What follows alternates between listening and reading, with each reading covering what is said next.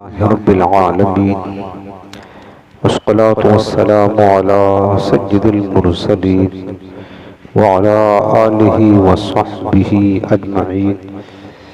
أما بعد فأعوذ بالله من الشيطان الرجيم. بسم الله الرحمن الرحيم. يا بني إسرائيل اذكروا نعمتي التي أنعمت عليكم وأني فضلتكم على العالمين. آمنت بالله صدق الله العظيم وبلغنا رسوله النبي الكريم رؤوف رحيم عليه أفضل الصلاة والتسليم. اللهم رب اشرح لي صدري ويسر لي أمري واحلل عقدة من لساني يفقهوا قولي. رسول کریم رؤوف الرحیم علیہ افضل الصلاۃ والتسلیم ارشاد فرماتے ہیں، جس نے مجھ پر روز جمعہ 80 مرتبہ درود پاک پڑھا اس کے 80 برس کے گناہ بخش دیے جائیں گے. سبحان اللہ. آئیے نہایت ہی محبت کے ساتھ دل لگا کر اپنے رحمت والے آقا کی بارگاہ میں درود و سلام کا نذرانہ پیش کریں. اللہم صل علی سیدنا و شفیعنا و کریمنا و نبینا مولانا محمد وعلی آلہ و صحبہ و بارک وسلم. حضرین محترم، ہفتہ واری قرآن عظیم کی تفسیر کا درس جاری ہے اور سورۃ البقرہ کی آیت نمبر 47 ہے، 47. اس آیت میں بنی اسرائیل پر جو اللہ نے انعامات و احسانات فرمایا ہے اس کا تذکرہ کیا جا رہا ہے. اللہ رب العالمین فرماتا ہے کہ یا بنی اسرائیل، بنی اسرائیل ہم نے آپ کو بتایا تھا کہ حضرت یعقوب علیہ السلام کی اولاد کو بنی اسرائیل کہا جاتا ہے اور اسرائیل حضرت یعقوب علیہ السلام کا لقب تھا، تو انہیں کو بنی اسرائیل کہتے ہیں. تو اللہ نے انہیں خطاب فرمایا کہ یا بنی اسرائیل، اے اولاد یعقوب، اذکروا نعمتی، میری وہ نعمت یاد کرو، التی انعمت علیکم، جو میں نے تم پر کیا تھا. اللہ تعالیٰ نے بنی اسرائیل کو مخاطب کر کے فرمایا کہ بنی اسرائیل، جو میں نے تم پر انعامات احسانات جو نعمتیں کی ہیں ان نعمتوں کو تم یاد کرو اور ان نعمتوں کو یاد کر کے میرا شکر ادا کرو. یہ اللہ تعالیٰ بنی اسرائیل کو حکم دے رہا ہے اور فرمایا کہ وَأَنِّي فَضَّلْتُكُمْ، اور بے شک میں نے تم کو فضیلت دی، عَلَى الْعَالَمِينَ، سارے جہان والوں پر. اللہ تعالیٰ کی یہ خصوصی نعمت بنی اسرائیل پر تھی کہ بنی اسرائیل اپنے دور میں یعنی اولاد یعقوب چونکہ پیغمبر کی اولاد تھی تو اولاد یعقوب اپنے وقت میں سارے زمانے کے لوگوں پر ان کو فضیلت تھی، سارے زمانے کے لوگوں پر فضیلت تھی. اب یہاں سے ایک بار پھر بنی اسرائیل کو اللہ تعالیٰ کے احسانات یاد کرنے کا حکم دیا گیا، اور اس سے پہلے بھی آپ نے ترجمہ میں یہ سنا، یا بنی اسرائیل اذکروا نعمتی التی انعمت علیکم واوفوا بعہدی اوفی بعہدکم وایایا فارہبون. پیچھے آپ نے سن لیا ہے. یہ دوبارہ انہیں احساس دلایا جا رہا، حکم دیا جا رہا ہے کہ تم اللہ تعالیٰ کے احسانات کو یاد کرو، اور اس کا طریقہ یہ ہے کہ وہ اللہ تعالیٰ کے آخر نبی پیغمبر آخر زمان جناب محمد مصطفیٰ صلی اللہ علیہ وسلم پر ایمان لائے اور ایمان لا کر آخری نبی صلی اللہ علیہ وسلم کی اطاعت اور فرما برداری کریں. تو یہ احسان ہے. اس سے پہلی آیات میں اللہ تعالیٰ نے یہود کو اپنی نعمتیں یاد دلا کر رسول اللہ صلی اللہ علیہ وسلم اور پر اور قرآن پر ایمان لانے کی دعوت دی تھی کہ میں نے تم پر بے شمار نعمتیں کی ہیں، لہٰذا تم ہمارے آخری نبی پر اور آخری کتاب پر ایمان لاؤ۔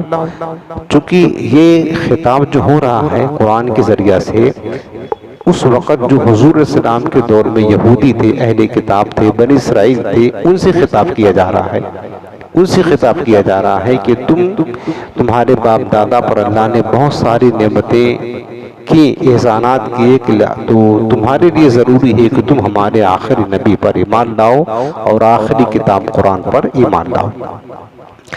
اب اس دوسری آیت میں اللہ تعالیٰ ان کو عذاب سے ڈرا کر ایمان لانے کی دعوت دے رہا ہے۔ مطلب یہ ہے کہ اے بنی اسرائیل، اگر تم نے اللہ تعالیٰ کی نعمتوں اور اس کی دی ہوئی فضیلتوں کے تقاضوں کو پورا نہ کیا اور حضرت محمد مصطفیٰ صلی اللہ علیہ وسلم پر ایمان نہ لائے تو تم اللہ کے عذاب سے کسی طرح بچ نہیں سکو گے۔ یہ بات سمجھائی جا رہی ہے بنی اسرائیل کو۔ فرمایا جا رہا کہ اگرچہ تم اولاد انبیاء ہو، تمہاری فضیلت اپنی جگہ برحق ہے، لیکن حضور کا مقام دیکھیں۔ بنی اسرائیل اولاد انبیاء تھے، بنی اسرائیل کو اللہ نے سارے جہان پر فضیلت دی تھی، بے شمار احسانات و اکرامات ان پر کیا، لیکن ان پر بھی لازم کیا کہ دیکھو اگر تم ہمارے آخری نبی محبوب کریم علیہ السلام پر ایمان نہیں لاؤ گے تو پھر یاد رکھنا تمہارا اولاد انبیاء ہونا تمہیں کچھ کام نہ دے گا۔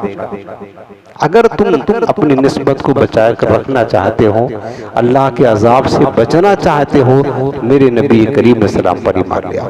اب آپ ذرا غور کریں میرے عزیزوں، جو اولاد انبیاء ہوں، جن کو سارے جہان پر فضیلت ہو، انہیں یہ ڈرایا جا رہا ہے کہ تم پر بھی میرے نبی پر ایمان لانا ضروری ہے، تو پھر جو اولاد انبیاء نہیں، بنی اسرائیل نہیں، جیسے کہ مکہ کے مشرکین تھے، تو ان کے لیے کتنا زیادہ تاکید ہوگی، وہ کس طرح حضور پر ایمان لائے بغیر، یا کوئی بھی بندہ آخری نبی علیہ السلام پر بغیر ایمان لائے وہ اللہ کے عذاب سے بچ سکتا ہے۔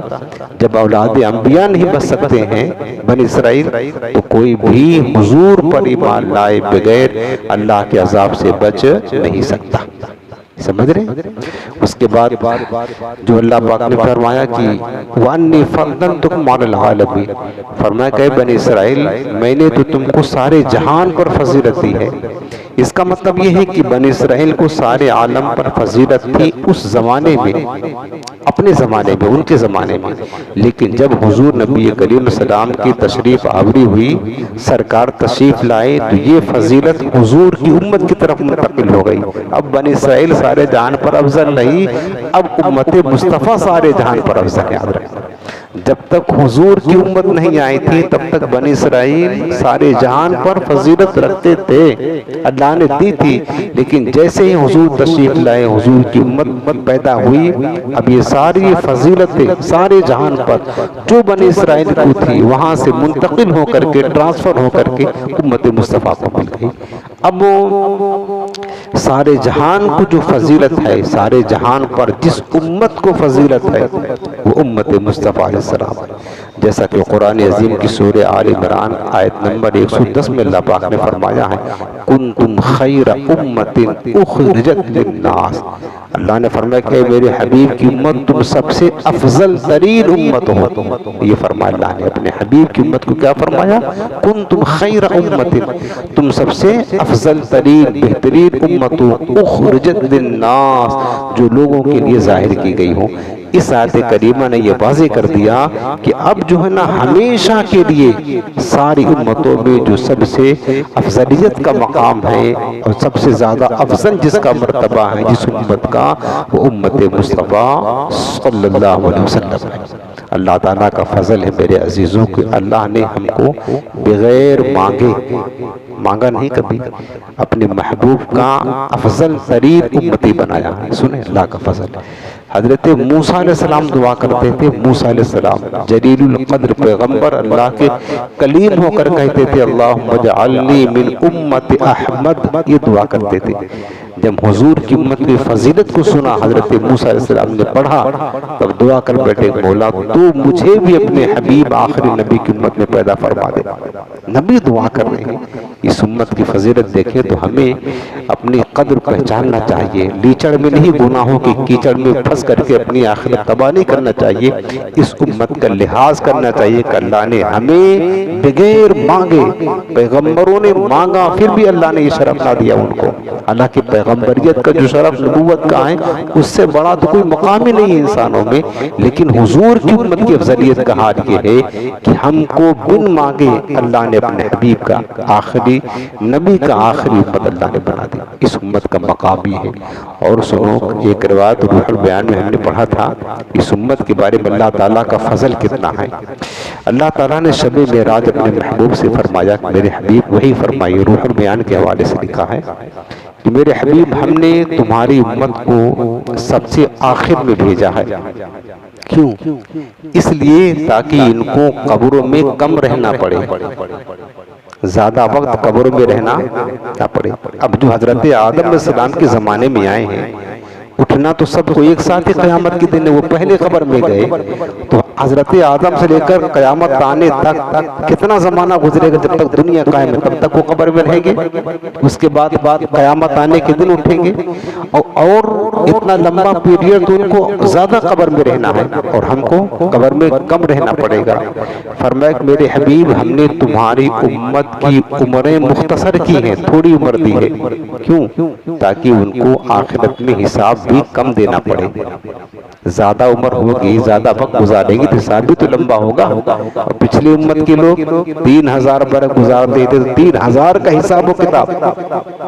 ایک دن کا حساب آسان ہے, ایک سال کا حساب تو مشکل ہوتا ہے, ٹف ہے نا. فرمایا میرے حبیب کم عمر دی تاکہ تمہاری امت کا حساب لمبا نہ ہو. اور فرمایا کہ مال بھی ہم نے ان کو کم دیا تاکہ آخرت میں مال کا حساب بھی کم دینا پڑے.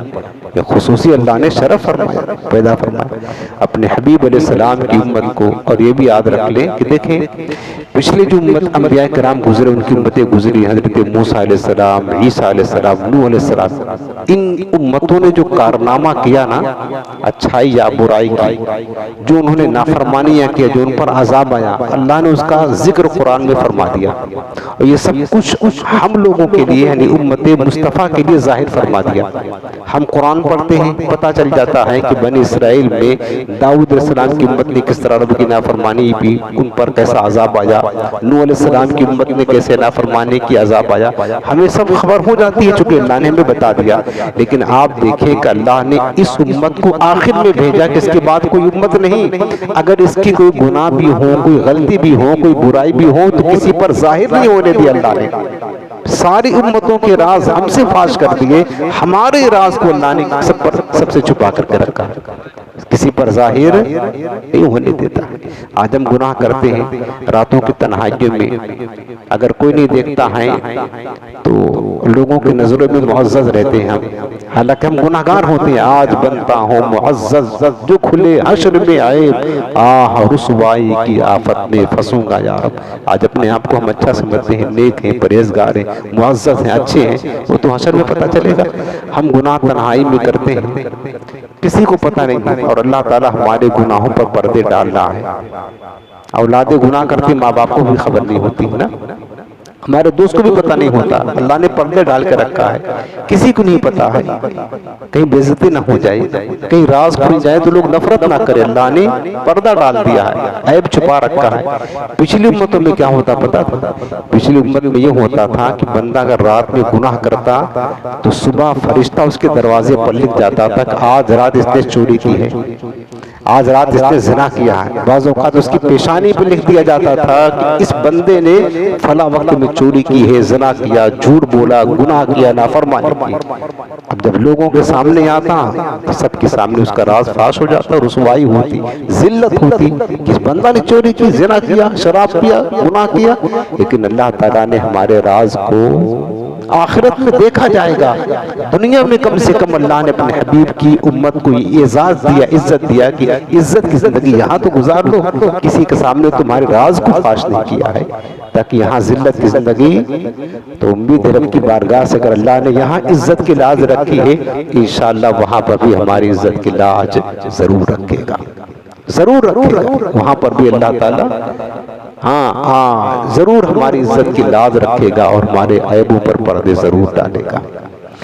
اب اگلی آیت کریمہ سنیں، آیت نمبر 48۔ اللہ پاک نے فرمایا کہ وَاتَّقُوا يَوْمًا لَا تَجْزِي نَفْسٌ عَن نَفْسٍ شَيْئًا، فرمایا اور اس دن سے ڈرو جس دن کوئی جان کسی دوسری کی طرف سے، کسی دوسرے جان کی طرف سے بدلہ نہ دے گی۔ یعنی قیامت کا دن نفسی نفسی کا عالم ہوگا، باپ بیٹے کو نہیں پوچھے گا، بیٹا باپ کو نہیں پوچھے گا، سب کو پتا۔ اور اللہ نے خود فرمایا ہے یوم یفر المرء من اخیہ وامہ وابیہ وصاحبتہ وبنیہ۔ اما پارہ کی تفسیر میں سن چکے ہیں آپ کہ جس دن باپ بیٹے سے بھاگے گا، بیٹا باپ سے بھاگے گا، ماں بیٹے سے بھاگے گی، بیٹی کوئی کسی کو نہیں پوچھے گا، وہاں کا حال تو یہ ہوگا۔ اللہ پاک فرماتا ہے کہ میرے بندوں اس دن سے ڈرو جس دن لا تجزی نفس، کوئی نفس کوئی جان بدلہ نہ دے گی، ان نفس کسی جان کی طرف سے، شیئن کچھ بھی بدلہ نہیں دے گی، ایک نیکی بھی دینے کے لیے کوئی تیار نہیں ہوگا۔ اس دن سے ڈرو، اس دن سے ڈرو۔ ولا يقبل منها شفاعۃ، اور نہ کافر کے لیے کوئی سفارش قبول کی جائے گی، اور نہ کافر کے لیے کوئی سفارش یعنی شفاعت قبول نہیں کی جائے گی۔ ولا یؤخذ منها عدل، اور نہ ہی اس سے کوئی معاوضہ لیا جائے گا۔ یعنی ایسا نہیں ہے کہ کوئی بدلہ دے کر کے اپنی جان چھڑا لے، جہنم سے بچ جائے، وہاں ایسا حساب و کتاب نہیں ہوگا۔ آج ہم پولیس والے پکڑتے ہیں، رشوت دے دیے چھوڑ دیتے ہیں، وہاں ایسا معاملہ نہیں، وہاں پکڑیں گے لے وہ حاکم کے سپاہی آئے، جب اللہ کے سپاہی آئیں گے وہاں پر پکڑ کے لے کے جائیں گے، تو کوئی معاوضہ نہیں کہ آپ کوئی گھوس بات دے دیں، کوئی رشوت دے دیں جان چھوٹ جائے، نہ ولا یؤخذ منها عدل، فرمایا کہ وہاں پر کوئی معاوضہ بھی نہیں لیا جائے گا، ولا هم ينصرون، اور نہ ان کی مدد کی جائے گی۔ یعنی اے لوگوں بنی اسرائیل کو یہاں پر خطاب ہے، چونکہ یہ ساری آیات بنی اسرائیل کے بارے میں۔ اے بنی اسرائیل، قیامت کے اس دن سے ڈرو جس دن کوئی شخص کسی کافر کی طرف سے بدلہ نہ دے گا، اور نہ کافر کے بارے میں کسی کی کوئی سفارش قبول کی جائے گی، اور نہ کافر سے جہنم کے عذاب سے نجات کے بدلے کوئی معاوضہ لیا جائے گا، اور نہ ہی کافروں کے سے اللہ تعالیٰ کا عذاب دور کیا جائے گا، اور نہ ان کی مدد کی جائے گی۔ یعنی کچھ بھی کافر کی مدد وہاں پر نہیں ہوگی، کیونکہ لا خلاق لہم فی الآخرہ، آخرت میں کافروں کا کوئی حصہ نہیں ہے، آخرت میں صرف اور صرف ایمان والوں کا حصہ ہے۔ اور یہ بھی یاد رہے کہ قیامت کے دن کافر کو نہ کوئی کافر نفع پہنچا سکے گا، اور نہ ہی کوئی مسلمان نفع پہنچا سکے گا۔ یعنی کافر کو تو کافر نفع پہنچا ہی نہیں سکتا ہے، مسلمان بھی کافر کو کسی طرح کا کوئی نفع نہ پہنچا سکتا ہے، نہ پہنچا سکے گا۔ قیامت کے دن کافروں کے لیے کوئی خیر نہیں، کوئی بھلائی نہیں، ان کے لیے صرف اور صرف جہنم کا عذاب ہے، بس کوئی پہنچائے گا بھی نہیں کافروں کے لیے نفع۔ اس دن شفاعت صرف اور صرف مسلمانوں کے حق میں کی جائے گی، بس جیسا کہ قرآن عظیم کی آیات میں بھی اور حدیث مبارکہ میں اس کا بیان ہے۔ اور یہ بھی یاد رہے کہ جن آیات و حدیث میں شفاعت کی نفی ہے کہ کوئی کسی کی سفارش قبول نہیں کی جائے گی، وہ خاص کافروں کے لیے ہے، ورنہ ایمان والوں کے لیے یقیناً شفاعت ثابت ہے، اور آیات اور کثیر احادیث اس پر شاہد ہیں۔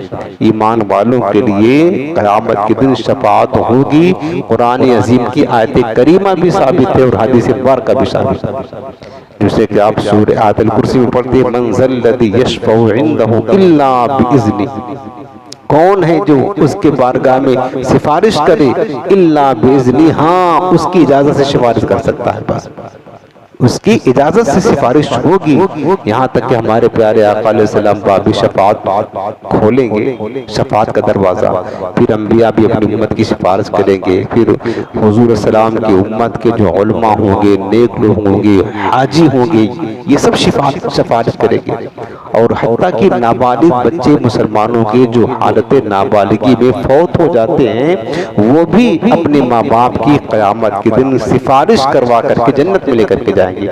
اسی لیے آپ دیکھیں جب ہم نابالغ کی جنازہ پڑھتے ہیں تو کیا دعا پڑھتے ہیں؟ اللہم اجعلہ لنا فرطا واجعلہ لنا اجرا وزخرا واجعلہ لنا شافعا ومشفعا، یہ پڑھتے ہیں اے اللہ اس بچے کو ہمارے لیے شفاعت کرنے والا بنا دے اور ہمارے حق میں اس کی شفاعت قبول کیجئے، ایسا بنا دے، یہ دعا بھی کرتے ہیں۔ تو نابالغ بچہ بھی اپنے ماں باپ کی سفارش کرے گا۔ تو بہت سارے قیامت کے دن سفارش کرنے والے اللہ کی بارگاہ میں ہوں گے، لیکن صرف خالص کس کے لیے؟ مسلمانوں کے لیے، کافروں کے لیے کوئی سفارش نہیں کی جائے گی۔ بلکہ جامع ترمذی کی حدیث پاک ہے، میرے آقا علیہ السلام فرماتے ہیں کہ شفاعتی لأہل الکبائر من امتی، میرے حضور خود فرماتے ہیں کہ میری شفاعت میرے بڑے بڑے گناہگاروں کے لیے ہوگی۔ میری شفاعت حضور نے خود فرمایا کہ لأہل الکبائر من امتی، میری امت میں جو بڑے بڑے گناہگار لوگ ہوں گے ان کی میں سفارش کروں گا۔ تو شفاعت کا ثبوت ہوتا ہے، بلکہ دارقطنی سنن دارقطنی کی روایت میں حدیث لکھی ہے کہ حضرت عبداللہ بن عمر رضی اللہ تعالیٰ عنہ بیان کرتے ہیں حضور نبی کریم السلام نے فرمایا، مشہور حدیث پاک ہے، من زار قبری وجبت لہ شفاعتی، سرکار فرماتے ہیں جس نے میرے قبر کی زیارت کر لی اس کے لیے میری شفاعت واجب ہو گئی۔ سرکار نے بلا کے مدینہ دکھا دیا، ہوگی نصیب مجھ کو شفاعت رسول۔ ہاں یہ تو حضور فرماتے ہیں نا کہ، اور ایک حدیث فرمایا کہ من استطاع ان یموت بالمدینہ فلیموت فانی اشفع من یموت بالمدینہ، حضور فرماتے ہیں جس سے ہو سکے وہ آ کر میرے مدینے میں مرے، جو میرے مدینے میں مرے گا میں اس کی شفاعت کروں گا، حضور فرماتے ہیں۔ طیبہ میں مر کے سیدھے چلے جاؤ آنکھیں بند، سیدھی سڑک یہ شہر شفاعت نگر کے، شفاعت کا راستہ وہاں سے ہے۔ تو بتایا کہ حدیث پاک کثرت کے ساتھ اس باب میں ہے کہ میرے آقا علیہ السلام اور حضور کے صدقے حضور کی امت کی علماء وغیرہ شفاعت کرے کے گناہگاروں کو جنت میں لے کر کے جائیں گے۔ بلکہ ایک حدیث پاک میں یہ بھی ہے، ایک طرف جنتیوں کی صف لگی ہوگی، ایک طرف جہنمیوں کو ان کے سامنے سے جہنم میں لے کر کے جایا جا رہا ہوگا۔ جنتی کھڑے ہوں گے تو جب جہنمی جا رہے ہوں گے تو دیکھیں گے کہ وہ بیچ میں ایک آدمی کھڑا ہے، اس کو بلائیں، کہا یار، اس کے پاس جائے گا وہ جہنمی، کہا تم مجھے پہچانتے ہو؟ کہا نہیں۔ کہا کہ آپ نہیں پہچانتے مجھے؟ وہ عالم صاحب ہوں گے۔ کہا کہ میں نے تو آپ کو ایک گلاس پانی پلایا تھا، وضو کے لیے پانی دیا تھا، اور آج آپ جنت میں جا رہے ہیں اور ہم اپنے گناہوں کے سبب جہنم میں جا رہے ہیں۔ اللہ تعالیٰ اس عالم دین کو حکم دے گا کہ تمہارے ساتھ اس نے بھلائی کی تھی، لہٰذا تمہارا فریضہ بنتا ہے کہ تم اس کی سفارش کرو میری بارگاہ میں بخشوں اور تم اس کو اپنے ساتھ جنت میں لے کر کے جاؤ۔ وہ عالم اس کی خدمت کی بنا پر اس کی سفارش کر کے جنت میں داخل کرے گا۔ تو یہ شفاعت یقیناً حق ہے، لیکن آج لوگوں کو مغالطہ ہوا ہے۔ کیا مغالطہ ہوا ہے؟ مغالطہ یہ ہوا ہے کہ شفاعت کی امید پر لوگ بے دھڑاکے سے گناہ کرتے چلے جا رہے ہیں۔ کوئی بات نہیں، حضور کی شفاعت تو مل رہی ہے نا، جو مرضی چاہے کر لے، یہ لوگوں کا مغالطہ ہے۔ شفاعت مسلمان مانتے، ہم تو پتہ ہے کہ ہمارے پاس کچھ بھی نہیں ہے، ہمارے پاس زیرو سے بھی کم نیچے کا درجہ نا، نیکی کا حال تو وہ ہے۔ ہم کو صرف اور صرف اپنے پیارے آقا علیہ السلام کی شفاعت پر ہی ناز ہے، جنت پہ ناز ہے نا، عبادت پہ ناز ہے، محشر میں مصطفیٰ کی شفاعت پہ ناز ہے بس۔ لیکن اس آڑ میں بے دھڑاکے کے ساتھ حضور کی نافرمانی کرنا، سرکار کی سنتوں کو چھوڑنا، گناہ کرنا، کوئی بات نہیں، شفاعت تو حضور کریں گے، یہ مسلمانوں کو مغالطہ ہے اور یہ شیطان کا بڑا دھوکہ ہے پیاری۔ وہ کس طرح ہے؟ ایک مثال آپ دیکھ لیں، جیسے کہ کسی کو کوئی اچھا ڈاکٹر مل جائے نا کہ ہڈیوں کا اسپیشل ڈاکٹر ہے یا ہر چیز کا ڈاکٹر اچھا ہے، جو بھی مریض کے پاس جاتا ہے اچھا علاج کر دیتا، مریض بھی اچھا ہو جاتا ہے۔ اب کوئی آدمی سوچے یار ڈاکٹر تو اچھا مل گیا ہے، لاؤ زہر کا پیالہ پی لیتے ہیں، علاج کروا لیں گے جا کر کے۔ کوئی پینے کے لیے تیار ہوگا؟ ڈاکٹر تو اچھا ہے، کسی بھی طریقے سے علاج کر دے گا، کوئی پینے کے لیے تیار ہوگا زہر؟ نہیں پیے گا، کیوں؟ جانتا ہے مر جائیں گے، الے بھلے سے ڈاکٹر اچھا ہے، علاج کر دے گا، زہر کا خاتمہ کر دے گا، پھر بھی زہر کوئی پیتا نہیں ہے اس امید پر کہ ڈاکٹر اچھا مل گیا۔ میرے عزیزوں، جب تمہیں اچھا ڈاکٹر مل جاتا ہے تو تم زہر پینے کے لیے تیار نہیں ہوتے ہو، تو طبیبوں کے طبیب مصطفیٰ کی شفاعت تمہیں ملی ہے تو تم گناہوں کا زہر کیوں پی رہے ہو؟ یہ تو سوچو، کیوں پینے کے لیے تیار ہو جا رہے ہو؟ کیوں مطلب گٹر پی رہے ہو گناہوں کا گھوٹ؟ ایسا نہیں ہونا چاہیے، یہ شیطان کا مغالطہ ہے۔ بلکہ حدیث پاک میں یہ لکھا ہوا ہے کہ یہ جو مطلب دھوکہ جن کو دیا شیطان نے، مغالطہ لگا ہوا ہے، حضور کی شفاعت سے بس ہم گناہ کرتے رہیں، شفاعت سے بخشے جائیں گے، جنت میں جائیں گے، یہ دھوکہ ہے، دھوکہ۔ حضور نے یہ بھی فرمایا ہے جو مفہوم حدیث پاک کا کہ سرکار کی سنتوں کو جو جان بوجھ کر بار بار چھوڑتا ہے وہ حضور کی شفاعت سے قیامت کے دن محروم رہے گا۔ ہاں یہ بھی سن لے، اب یہ بھی حضور کی حدیث میں ہے، جو جان بوجھ کر سنن خدا کو چھوڑے گا اور چھوڑنے کی عادت بنا لے گا، حضور کی شفاعت سے قیامت کے دن وہ محروم ہوگا۔ اور میں نے پچھلے درسوں میں آپ کو حدیث کی درس میں بتایا تھا، حضور نے 5 لوگوں پر لعنت کی تھی، سب سے آخری بندہ وہ تھا وَالتَّارِكُ لِسُنَّتِي، آقا فرماتے جو میری سنت کا چھوڑنے والا ہوگا اس پر میں نے بھی لعنت کی، ہر نبی نے لعنت کی، اللہ نے بھی لعنت کی ہے۔ تو لہٰذا جہاں تک ہو سکے عمل کرتے رہیں، لیکن امید حضور کی شفاعت پر ہی ہمیشہ رکھنی ہے۔ اس کے بعد یہاں پر آپ دیکھیں کہ تفسیر روح البیان میں کہ ایک حدیث لکھی ہوئی ہے جو اللہ پاک نے فرمایا کہ کوئی بھی جان کسی جان کا بدلہ نہ دے گی، نہ کافر کے حق میں کسی کی سفارش قبول ہوگی، یعنی وہاں تو نفسی نفسی کا عالم ہوگا، ہر ایک بندے کو اپنی پڑی ہوگی، اپنا بیٹا ہوگا وہ بھی دور بھاگے گا۔ اس سلسلے میں قیامت کا دن تو وہ ہوگا، وہاں تو غیر اپنے بھی نفع دینے کے لیے تیار نہیں ہوں گے۔ روح البیان میں حدیث پاک لکھی، حضرت اکرمہ رضی اللہ عنہ فرماتے ہیں ایک شخص قیامت میں اپنے لڑکے کو لپٹ کر کے روئے گا، اپنے لڑکے سے لپٹ کر کے روئے گا اور بولے گا اے میرے بیٹے، پتا ہے تجھے میں دنیا میں تیرا باپ تھا، میں تیرا باپ تھا، تجھے میں نے پڑھایا، اپنی خون پسینے کی کمائی تیرے اوپر لگا دی ہم نے۔ وہ کہے گا باپ نے جو احسان کیا تھا دنیا میں، یقیناً کرتا کہے گا، باپ یاد دلائے گا اپنے احسانات جو بیٹے کے ساتھ باپ نے کیا تھا کہ بیٹے تجھے پتا میں تیرا باپ تھا، تجھے پڑھانے کے لیے، بلند مقام تک پہنچانے کے لیے، تیری عزت کے لیے، تیری ترقی کے لیے، تیرا فیوچر درست ہو جائے، مستقبل روشن ہو جائے، ہم نے کیا کچھ نہیں کیا، مزدوری کی، دھوپ کی، تمازتیں برداشت کی، سب احسان یاد دلائے گا۔ میرے بیٹے آج مجھے تیری نیکیوں میں سے صرف 1 ذرہ برابر نیکی کی ضرورت ہے۔ کتنا؟ 1 ذرہ، زیادہ نہیں، 1 ذرہ نیکی کی ضرورت ہے، براہ کرم مجھے دے دے تاکہ میں اس مصیبت سے بچ جاؤں۔ بیٹا جواب کیا دے گا پتا ہے؟ سن لے اس کا جواب، کہ قیامت کا دن ہوگا، وہ بیٹا جس پر باپ کے اتنے احسانات ہیں کہ باپ نے اس کو کامیاب بنانے کے لیے کوئی کسر باقی نہ رکھی، وہ بیٹا جواب دے گا کہ جس طرح آج تجھے خطرہ ہے مجھے بھی خطرہ ہے، لہٰذا تو مجھ سے دور ہو جا، میں تجھے کچھ نہیں دے سکتا ہوں۔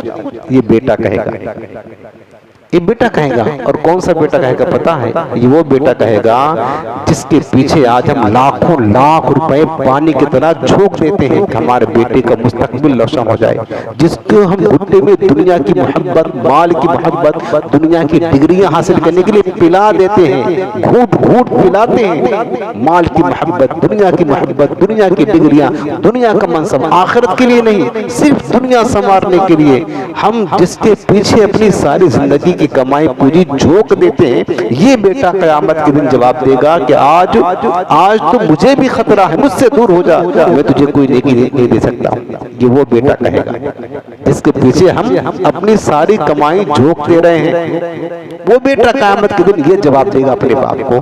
لیکن اگر آپ کا بیٹا نیک ہوگا نا، آپ نے صرف دنیا ہی نہیں پلایا ہوگا، دین بھی پلایا ہوگا، نیکی بھی پلائی ہوگی، تقوی بھی پلایا ہوگا، حضور کی محبت بھی پلائی ہوگی، دیندار اگر بنایا ہوگا، اور ذہن نصیب اپنے بیٹے کو عالم حافظ دیندار بنایا ہوگا، تو قرآن ایسے بارے فرماتا وہ بیٹا یہ نہیں کہے گا کہ مجھ سے دور ہو جا، نہیں، رب نے فرمایا الاخلاء یومئذ بعضهم لبعض عدو الا المتقین، فرمایا کہ ساری جو رشتہ داریاں قرابت داری ہیں قیامت کے دن سب دشمن بن جائیں گے، الا المتقین، ہاں جو نیک لوگ ہوں گے، پرہیزگار لوگ ہوں گے، وہ تمہارے دشمن نہیں بنیں گے، وہ تمہیں کام آئیں گے، وہ نیکی ضرور اپنی نیکیوں سے تمہیں حصہ دیں گے۔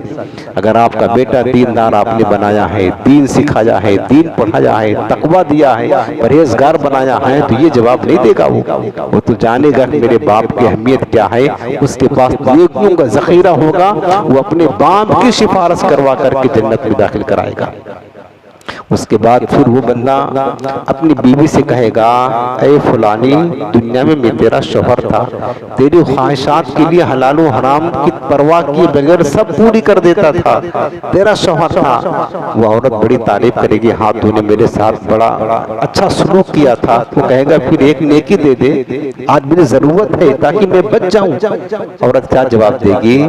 بولے گی یار یہی تو مجھے بھی ضرورت ہے، آج جس بات کا تجھے ڈر ہے اسی بات کا مجھے بھی ڈر ہے، میں تیری کوئی مدد نہیں کر سکتی، کوئی نیکی نہیں دے سکتی ہوں۔ پھر اللہ تعالیٰ فرمائے گا وَإِن تَدْعُ مُثْقِلَةٌ مُثْقَلَةٌ إِلَىٰ حِمْلِهَا لَا يُحْمَلُ مِنْهُ شَيْءٌ وَلَوْ كَانَ ذَا قُرْبَىٰ، یعنی جس پر گناہوں کا بوجھ بھاری آ پڑے گا اس سے اس کا گناہ کوئی بھی دوسرا نہیں اٹھا سکے گا، یعنی جس نے جو گناہ کیا ہے بس اس کے ذمہ داری ہے، اس کا خود ذمہ دار وہ ہوگا، دوسرا کوئی اس کے گناہوں کا بوجھ اٹھا نہیں سکے گا۔ البتہ نیک اولاد مرنے کے بعد بھی قیامت کے دن اس کے حق میں ضرور سفارش کرے گے، ضرور کیا کہتے ہیں نیک اولاد اس کے کام ضرور آئے گی۔ لہٰذا میرے عزیزوں اپنے اولاد کو دنیا خوب پڑھائیں، دنیا کی ڈگریاں خوب دلائیں، لیکن دیندار پہلے بنائیں بس، اور یہ سمجھ لیں کہ ہماری آخرت کی پونجی ہے، آخرت کا سرمایہ ہے، آخرت کا خرچہ ہے۔ اس کے بعد اب یہ تو تھوڑا لمبی تفصیل ہے جو آیت کریمہ آ رہی ہے، اس میں تو کافی ٹائم نکل جائے گا۔